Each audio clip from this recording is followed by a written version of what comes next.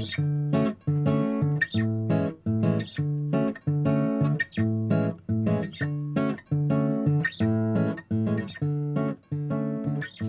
everybody, welcome to Raising Vibrations. You with Simon, and today we're doing Chart of the Day.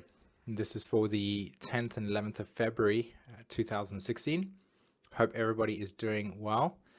Although, again, as you've probably experienced directly, these transits at this point in time are provoking intense emotional upliftment, but at the same time, like bringing incredibly new and direct changes for us going forward in terms of our own evolutionary directions. So some really fascinating stuff happening at this stage, and yet at the same time really delicate experiences regarding emotions.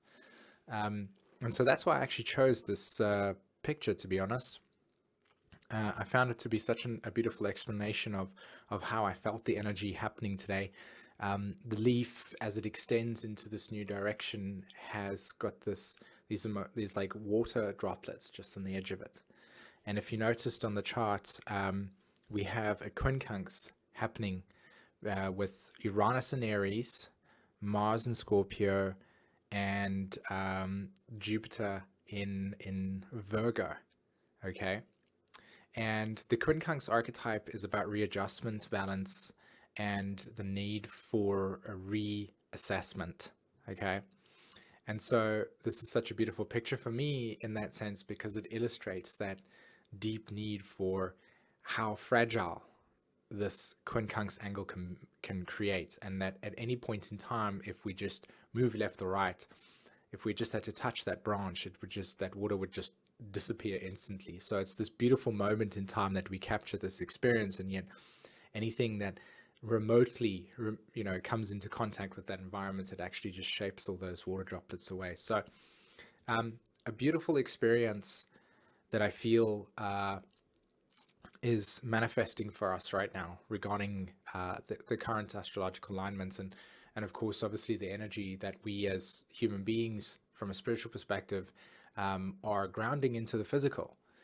The things that I would like to start off with are the fact that Venus in itself is transiting over the own in Capricorn at this stage, and it's moving over the south node of Capricorn. Now, these are very abstract points in space. So, when I talk about these things, the best way to relate to them is our recognition and understanding of how we as a society, as a global race, have constructed, or a social organism, a spiritual story, how we have constructed the nature of our reality, the laws, the regulations, the rules.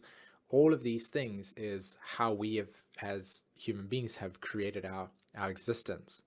And because so much of the way that we are relating to ourselves now going forward has been a kind of shifting out and an awakening of what we are, we have had to reconstruct that whole relationship towards this environment. And so as Venus transits over this south node, it brings through on a very deep and subtle level. This is not something that happens, you just wake up and you go, oh, look, the sun's shining, and that's what the south node means. No, it's a very subtle experience. It's a very karmic, galactic, cellular memory, knowing within inside of yourself, of being able to tap into, access the nature of how you have existed and how humanity has existed over great periods of time. That is where that's actually existing at this point, and how that is shifting for us. And then of course it shifts in a very slow way. So again, the physicality of this experience, even though it might be perceived outwardly as there is an initial change and shift that's going on, from a more sort of like internal place, it can be felt more intensely. So I hope I haven't really lost anybody there in terms of what it is that I'm trying to share with you.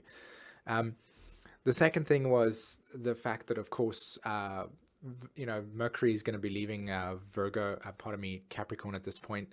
And so to me, I feel a lot of the slowness regarding the mental activities and such are going to be changing. And I feel that over the next 2 weeks, we're going to find the mental activity within ourselves accelerate. So don't be surprised if you find yourself going like this, and then all of a sudden your mind starts to, open up to possibilities, and you're like, oh, why can't I sleep at night, etc., etc.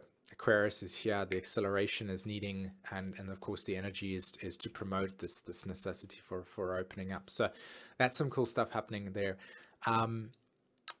What else? Neptune still transiting Pisces, a whole galactic experience over there that's going on. It's a large conversation to have, to be honest.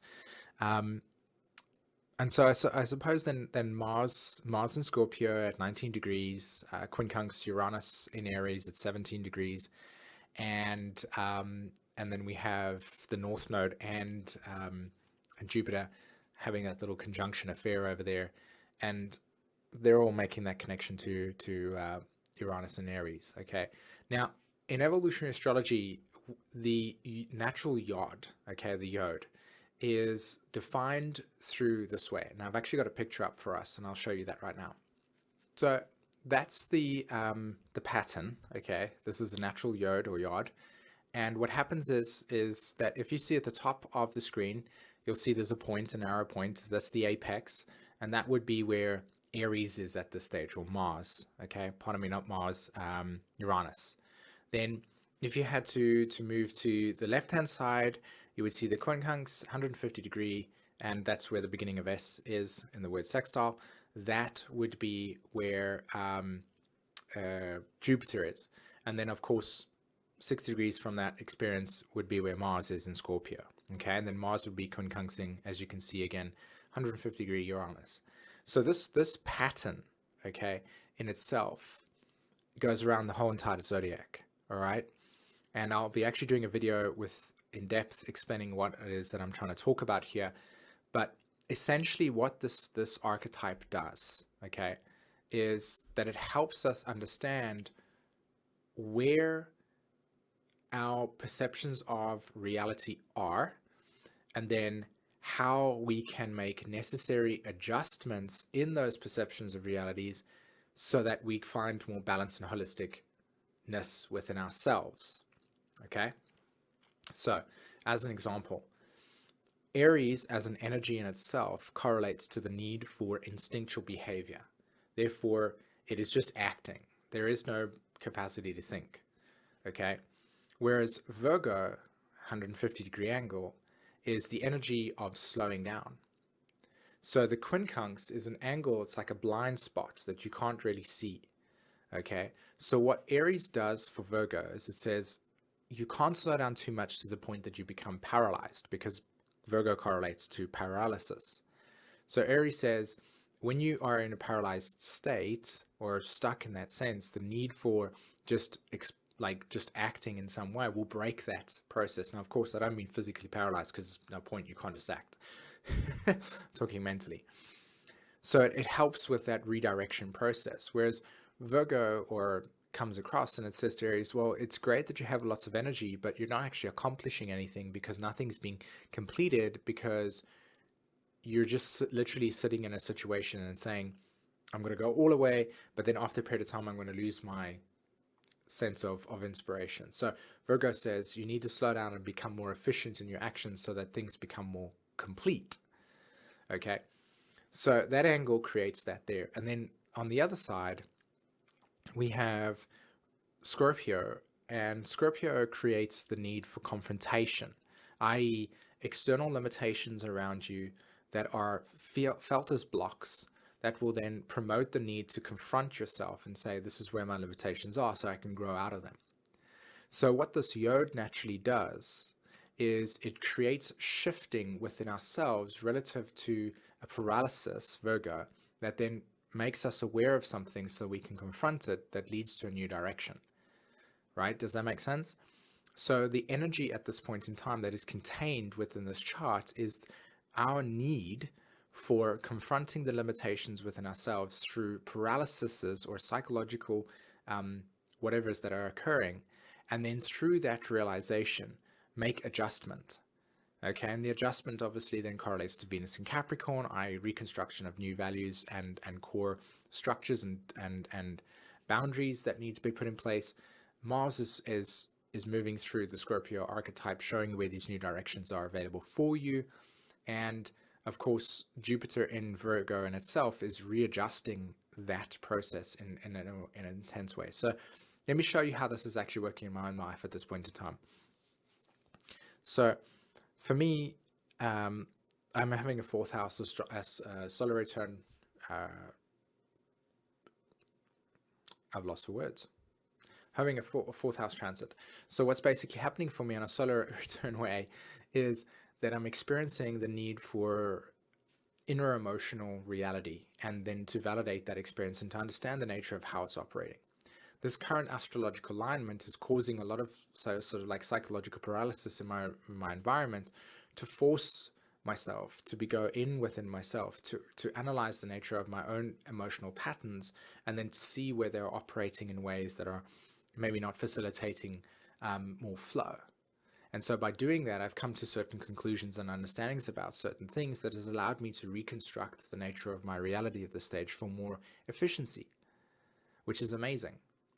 So this opportunity here that you can use through Chart of the Day is to recognize within inside of yourself where you are having this new reconstruction take place, observing the insights that are coming through to you, because I believe that these are insights that are profound at this stage and are actually natural and organic. It's not like we're actually being blocked. It's almost as if we're reconstructing them. So whatever insights you're receiving at this stage of how you can like reshape stuff, I would say that this is what we're working with this point in time, and it's creating a new direction. Now, with that new direction comes this need for holding space regarding feelings of insecurity, maybe feelings of fear and such. You deal with this by recognizing that this is a new blank canvas that you are creating upon. And so by creating upon this new thing, of course, you're not going to know how to do things. That's the point. That's why it's there for you to just project and to experience, and then to gain data, Virgo, from the experience to then readjust yourself in more empowered ways, Scorpio. Okay? Awesome, Ryan. Thanks so much for allowing me to share this with you. I really hope you enjoyed the Chart of the Day, and I will speak to you soon. Take care. Bye-bye.